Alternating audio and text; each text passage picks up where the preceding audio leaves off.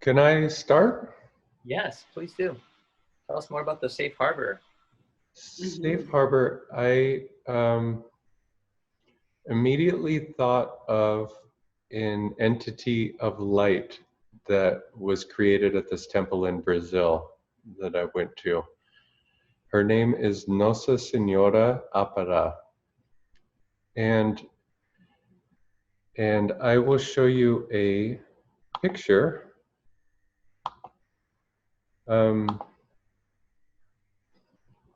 of her. Oh, I was always connected to her, and it was just a feeling of just being held, being really a baby, being every time I looked into her eyes, I just felt like everything was going to be all right. And the idea of safe harbor, I mean, just even with the ship and with her just guiding through the seas to somewhere safe, to somewhere where um, you call home, even to like a new home. And I translated something. I hope I didn't butcher it too much, but I thought it was really beautiful. And you know, she's the mother of Apara, and in a way, we are all Aparas. We are all intuitive beings, and she is the one that just holds us while we are exploring and really finding our intuition and finding who we are. Um, each Apara is a different actor who claims his own stage according to his own calling and patterns. With the help of our clairvoyance, we can go beyond the impossible to instances never before discovered. The awesomeness and distinction is that an Apara does not use his intelligence, yet he sees everything in its natural state. Apara, my dear Apara, do not forget that in the past, in the midst of pain, our mother Apara of infinite powers never taught anger, much less revenge or to soothe yourself with wealth. Instead, she taught humility, tolerance, and love. Um,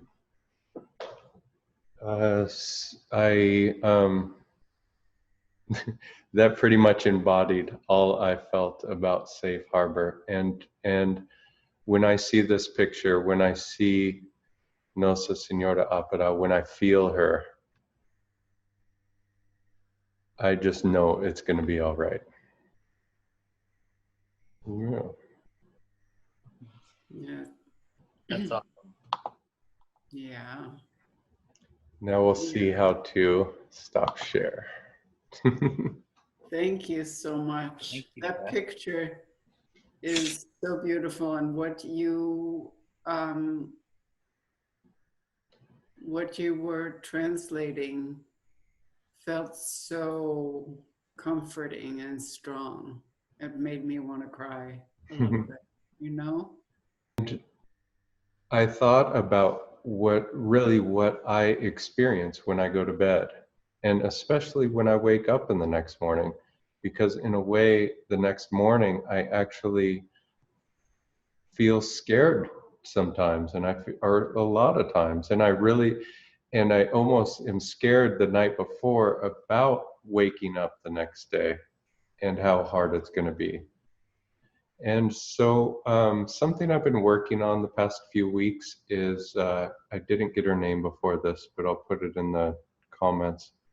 This woman does something called lofty questions.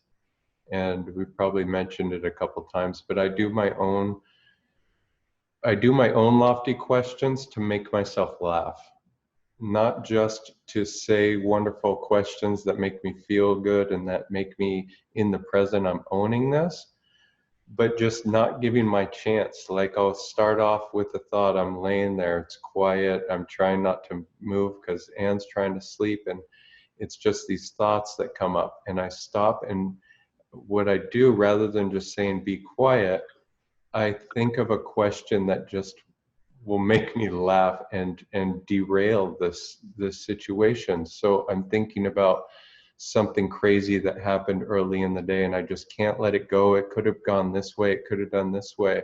And I say, you know, oh, it's, why am I the most wonderful blah, blah, blah, blah, blah, but just to the point. I mean, just extravagant and as high and as crazy as I can make it sound. And I end up giggling to myself, and that snaps me out of it.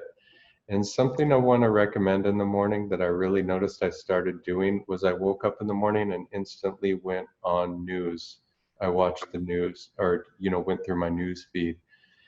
And if my thing was news feeds, so I just decided I'm not going to do that within a half an hour of waking up.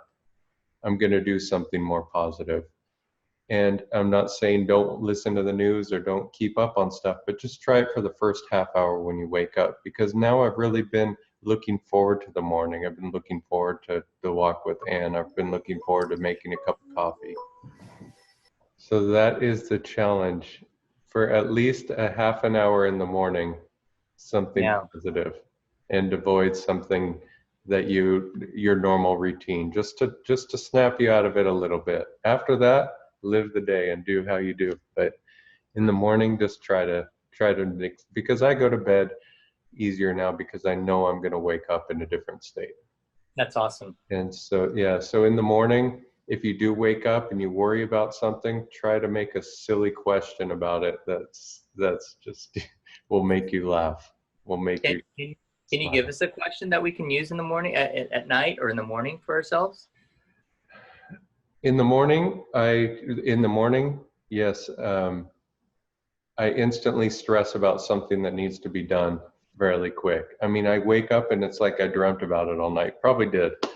But I go, why am I the most organized, on time, incredible, enthusiastic, awesome person I've ever met in my life? And I mean, how could you not laugh after that? And I love it. I love it. And then you're like, oh, I gotta meet with this person. Why am I the most courteous, nicest, most energetic, the funnest person to be around? And even it just makes you laugh. You get out of bed and jump in the shower.